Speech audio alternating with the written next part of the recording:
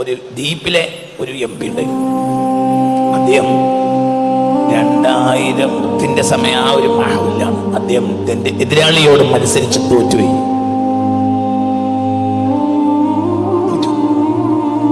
തോറ്റ ഉടനെ കേന്ദ്രത്തിൽ നിന്ന് അന്നെ അദ്ദേഹത്തിന് ഫോൺ കോൾ വന്നു പെട്ടെന്ന് ഡൽഹിയിലെത്താൻ. അങ്ങനെ അദ്ദേഹം ഡൽഹിയിലേക്ക് പോയി.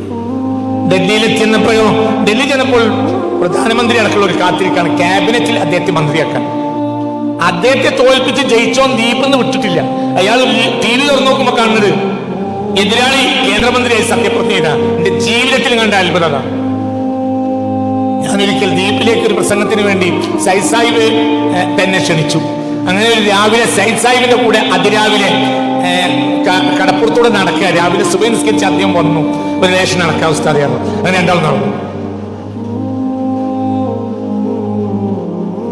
അപ്പൊ അദ്ദേഹം നടക്കണതിനിടയിൽ സയ്യിദ് സാഹിബിനോട് ചോദിച്ചു, ഉസ്താദേ, ആലി ഇമ്രാനിലെ ഖുലില്ലാഹുമ്മ മാലിക്കൽ മുൽക്കി തുഅ്തിൽ മുൽക മൻ തശാ വ തൻസിഉൽ മുൽക മിമ്മൻ തശാ എന്ന ആയത്ത് നിങ്ങൾക്ക് അറിയോ? എനിക്കറിയാം. നമ്മൾ ഓതിയതാണ്. അങ്ങനെ ഓതി കൊടുത്തു.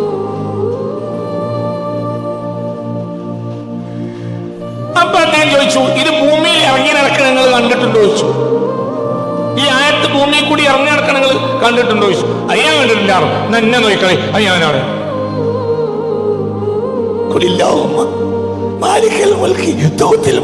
തോറ്റോനും അധികാരം കൊടുക്കും. മറ്റും നാട്ടിൽ ഇറങ്ങിയിട്ടില്ല. അപ്പോഴത്തിന് തോറ്റോൻ എന്തായി? ജയിച്ചോൻ പൊരിയിൽ ഇറങ്ങിയിട്ടില്ല. അപ്പോഴത്തിന് തോറ്റോൻ ആരായി? കേന്ദ്ര ക്യാബിനറ്റ് വകുപ്പ് മന്ത്രി, ക്യാബിനറ്റിൽ മന്ത്രി.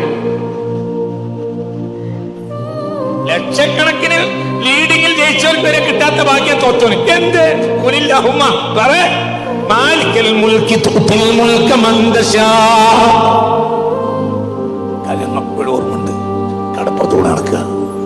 കടലിങ്ങനെ, ഈ കടലിന്റെ കല്ലിട്ട ഭിത്തിയിൽ തട്ടിയിട്ട് ഇങ്ങനെ ഇടക്കിടക്ക് വെള്ളം തെറിക്കുന്നുണ്ട്. ഒരു മഞ്ഞ് പോലത്തെ ഒരു ഇതിനേക്കാൾ മൂടിയ ഒരു മഞ്ഞുണ്ട്. രണ്ടാളും കൂടി നടക്കുക. ഞാനും സയ്യിദ് സാഹിബ് നടക്കുക. ആരെയും അപ്പോഴും ഓർമ്മയുണ്ട്.